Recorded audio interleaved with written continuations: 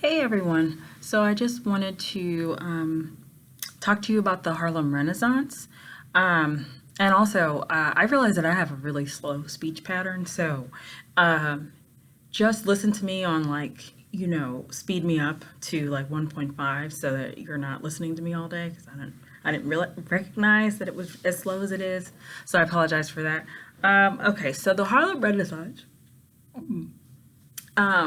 There's kind of like controversy or debate over when it begins, when it ends, but it's pretty much all of the 1920s. A couple of years before, you could even kind of like jam James Weldon Johnson into it. People do because there was like a re-release of the autobiography of ex-colored man later. So and he was like writing and prolific at that time too, but he was more writing in nonfiction as opposed to fiction and poetry and things. But and then it goes all the way into maybe 1930, maybe, you know. So some people loop in Zora Neale Hurston, even though she's kind of on the more on the back end, and say like the real sweet spot, which is Nella Larson, Langston Hughes, County Cullen, etc. But it's like the other big Renaissance, you know, from Europe, which is unprecedented time of creation and of art and music and painting and you name it, they did it during the Harlem Renaissance. And you're thinking about it as a well, Renaissance is supposed to mean rebirth, but and that is also in effect what it is because it is a kind of reclamation after the failed Reconstruction Black Nadir period that Black people were going through, where they were so beaten down by white supremacy and racism and racialized terror that that there wasn't a lot of publication and there wasn't a lot of room for creativity. You know, you can't really be creative when you know your hierarchy of needs is not being met, that kind of thing. So there are three, I think, factors that go into how the Harlem Renaissance kind of coalesced into this movement, this literary period, and at the time that it particularly did. So the first is World War One. Okay, so that caused people to have to leave the plantations where they were sharecropping and go and seek out jobs in bigger cities, factory jobs, you know, for war munitions and things like that, because there was just no market for cotton at that time because what kept cotton, you know, kind of as the cash crop or as king, as people said, is the European market for cotton. And so that was obviously cut off during 1914 to 1918. And so people had to do other things. And when you're not, you know, I guess confronted with the back-breaking work of cotton picking, which is, I've never done it, and I refuse, but it is apparently very hard work, physically hard work. So if you're not focused on that, then you can maybe be creative and explore other things. So that is one of the factors. Another is the Great Migration, which is people migrating. It kind of starts in the 1870s, but it picks up speed, and keeps on kind of an upward trajectory all the way until the 1970s. Right. So that is with people going from southern plantations to northern cities, even after the war, to seek better life. Because if you think about it, I may have mentioned this in the last video, but as a sharecropper and an illiterate one, which a lot of people were, you had no way to kind of ensure that your payments were going to be the same We're going to be fair. We're going to be, and you couldn't really count. And then if you advocated for yourself in any way, saying, hey, I think you're not treating me right, or I think that you miscounted something like my money, that kind of thing, you could be killed for that, because that flew in the face of white supremacy. And so people would leave the plantation because, they found that factory work up in the north, they had a lower rate, so it's not this great, beautiful north where everything is fine, but they have a lower rate for black workers. That's still what's going on, but it is the same rate every week, and people don't have this interpersonal relationship where they're experiencing kind of this private and quiet abuse, exploitation, etc. From the workplace, right? So it's like, yeah, we're getting paid less, but our penalty for not doing well is just being fired, not being killed. Our factory manager, for the most part, cannot come to our house and demand to have sex with our wife, like that kind of thing. It's, the North is a lot more anonymous and things like that. And so, maybe you don't even know where your workers live in order to like abuse them in this way. So that is attractive to people. And so that is a way where we have a lot of people coming into Harlem and to other cities in the North. But Harlem in particular, we have like the Savoy Ballroom, we have like a whole section where people can even be in different classes. So we talked about Irene Wedfield in her class, and we got that. We got middle class people, kind of like Emma Lou, or at least people trying to like kind of ride that middle, being a teacher. And then you have like lower class. So you have all kinds of possibilities, just like the general American dream being realized in Harlem at this time. So I think I said all three. Oh, and I think I've hinted at it, but let me just say it. Modern industrialization is another reason the Harlem Renaissance is as popular and successful. It's like people just are able to work in factories in a set, like kind of like 9 to 5, or maybe even 10 hours, but not at peak season. You have to work maybe 20 hours, and then, or like cotton season or whatever it is, and then maybe no working at one point, and so on and so forth. It's all kind of steady. So we got automobiles and shipbuilding and other manufacturing going on at the time.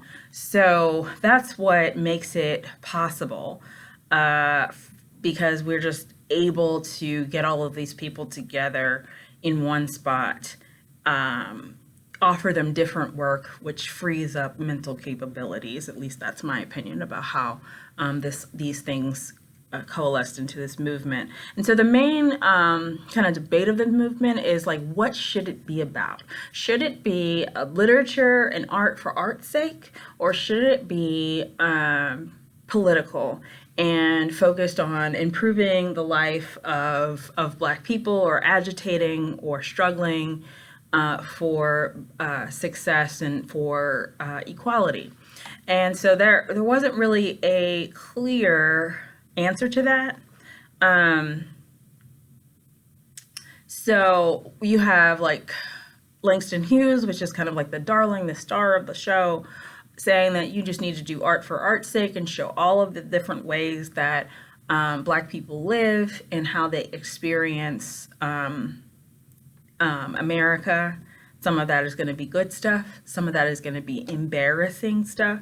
Some of that is going to be bad things, And so he wanted it all, but people like Richard Wright, who was not a Harlem Renaissance writer, and who I'll talk about more in another video, but he was more like, we have to agitate, we have to struggle, this needs to be political in nature. And he was definitely instrumental during the Harlem Renaissance, even if he's not kind of like a Harlem Renaissance writer, just because he was a little late to the game, like Zora Neale Hurston as well. But anyway, there is this idea that there's like kind of a, I don't know, like a class divide, and we see it, I guess, with Claire Kendry and stuff. But that the Harlem Renaissance is really just for kind of middle class and upper class Black people to kind of sit around and think about things, and that that's not what the everyday everyman needs from its so-called talented tenth. Talented tenth is an idea that W.E.B. Du Bois came up with. He just thought that the top 10% of Black people were going to lead the rest of them, lead the rest of us into, progress, etc. But there are some problems with that kind of language. So then there's the idea of, should we be a new Negro that is really focused on kind of powdering up and cleaning up some of the language, don't write in dialect, all that kind of thing. And that obviously cuts off part of the population, people who are coming up from the South, who do sound like that, who have a specific story to tell, but, the new Negro type of the Harlem Renaissance would be like, well, that's embarrassing, and we don't want to talk about that because that gives white people the ammunition they need to make fun of us and say that we're stupid and that we can't speak right and all that kind of thing. And so we don't want to put that out there. So, but the big takeaways from this are a couple of essays. Like, these are nonfiction essays, and I have them posted to our Canvas page. But George Schuyler's Negro Hokum, Elaine Locke's The New Negro, Langston Hughes' The Negro Artist in the Racial Mountain, and W.E.B. Du Bois' Criteria for Negro Art. And so you can see those kind of tensions and debates flushing out or playing themselves out in these essays. In terms of writers, we have Nella Larsen is a pretty important one. She wrote Passing, which we read in class, but also Quicksand, which is about a biracial person who cannot pass for white and her experience in a kind of Tuskegee Institute setting as a teacher, her experiences abroad as an exotic, and then eventually her experiences living in a small southern town, married to a preacher, and very unhappy and likely dying by the end of the book. So Larsen is trying to kind of collapse all of those, not collapse them, but explore all of the different ways that people kind of are experiencing or Blackness during this time. So she has a Harlem Renaissance section in that text, the education section at the Tuskegee type institute, going abroad because some people quit the country altogether, and then just being in the South and what that's like, as well as like a kind of like near farm adjacent, sharecropper adjacent kind of life. Another really big one that you should know about is Jean Toomer's Cain. And that was written in 1923. And it is a mix of short stories and poems and epigrams? I'm not sure which one. Anyway, and so people aren't really sure how to place that one in terms of like, what genre is this? Is this a novel or is this something else? And I always think of it as something else because it's got poems, but the poems feed into the short stories, and so it's all kind of like one thing, but also not. Anyway, it's very good. It's and it also explores ideas about racial ambiguity and confusion, disillusionment, and the way that we're unable to kind of fit it into a genre box is kind of how he experienced his racial identity, because he was light enough to pass for white, and I think eventually did, but not only after having this prolific time in the Renaissance, right? Of writing and talking and experiencing and things like that. Because, you know, he had obviously white ancestry and black ancestry, and enough where it would make it difficult for him to live as a black man or as a white man, you know. So there's that one. I talked to you probably a lot about Langston Hughes, but it's also important to note Claude McKay. His most important poem, If We Must Die, is about fighting back against racism, you know. That's basically what that's about. There's also County Cullen, who, I'm trying to think here, let me see here. Yeah, County Cullen's most important poem is The Incident, and this is a trigger warning, but I'm going to go ahead and read it to you. Once riding in old Baltimore, heart filled, head filled with glee, I saw a Baltimorean keep looking straight at me. Now I was 8 and very small, and he was no whit bigger, and so I smiled, but he poked out his tongue and called me nigger. I saw the whole of Baltimore from May until December. Of all the things that happened there, that's all that I remember. And so that's a pretty popular poem. It's and it talks about just how visceral some of these incidents that people experience in terms of white supremacy, how they feel, how they are still kind of, even though we're kind of going northward and we're kind of in like that liminal space in Maryland where it's like, you know, we're not really sure, and it's in a big city, and people are always like, oh, in a big city you won't have this problem, and it's just like, no, that's not the case. And there's a lot to be said about how that impacts us in terms of like racial self-loathing when you experience something at that age like that. Trying to think here if there is any more. There is Jessie Fawcett's Plum Bun, which is a novel without a moral. It is just like a story of a passer, but then she ends up with a happy ending, and not defenestrated out a window, you know, that's better. And not, you know, a mess of pottage. She just kind of ends up married at the end, and it's really nice. And so I think that the thing to take away from this is that a lot of our literature hereafter kind of gets compared to this and kind of like this is the canon and is the idea by which all other literature going forward is going to be compared, that kind of thing,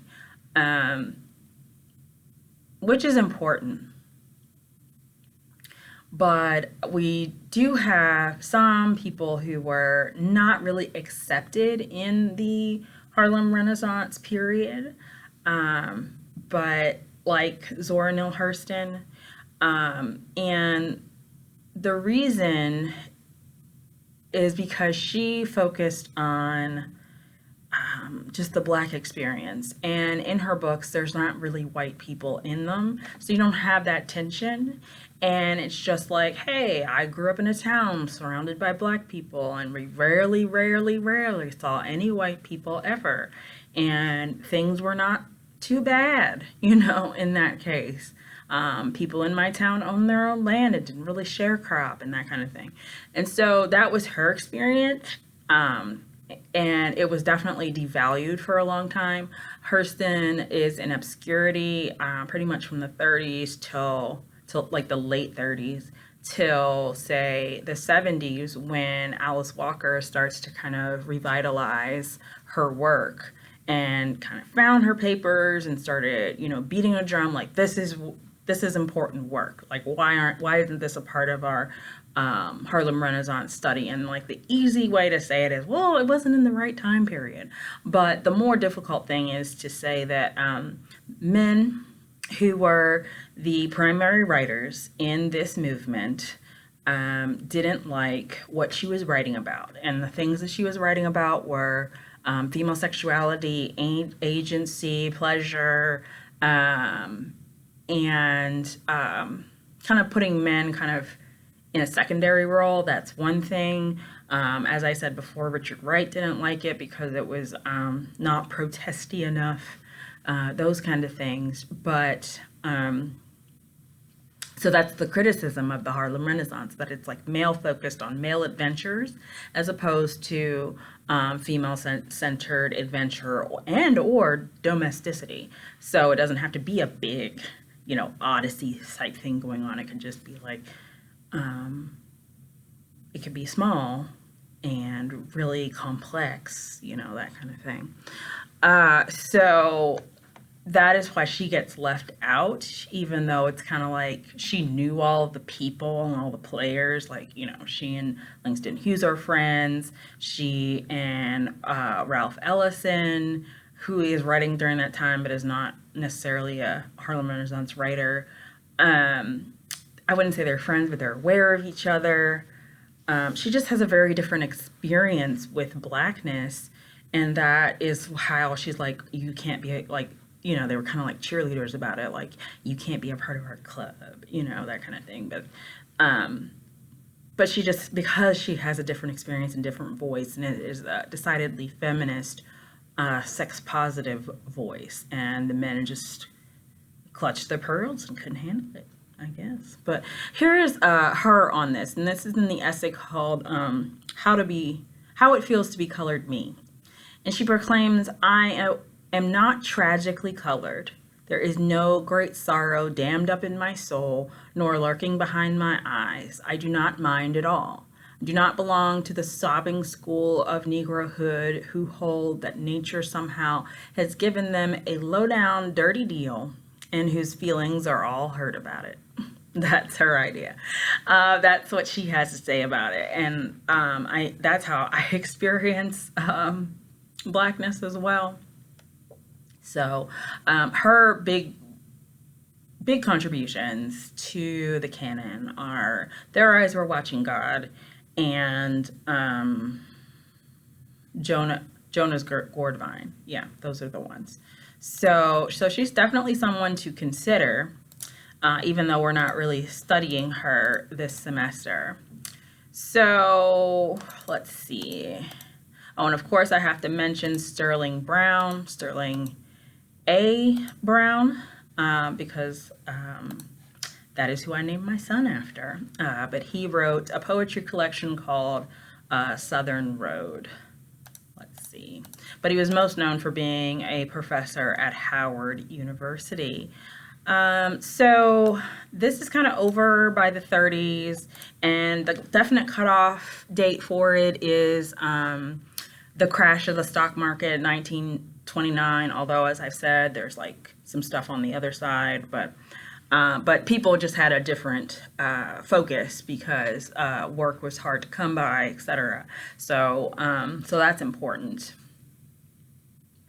So if you just want a definitive date, I would say when we declare that, hey, we're in a Great Depression right now, is when the Harlem Renaissance is kind of over, and we don't get like a resurgence of like economic and literary stability, economic security until the war is over in 1945. So that's when we get another kind of surge. So that's what you'll hear from me about next. And so I'll talk to y'all soon. Thanks.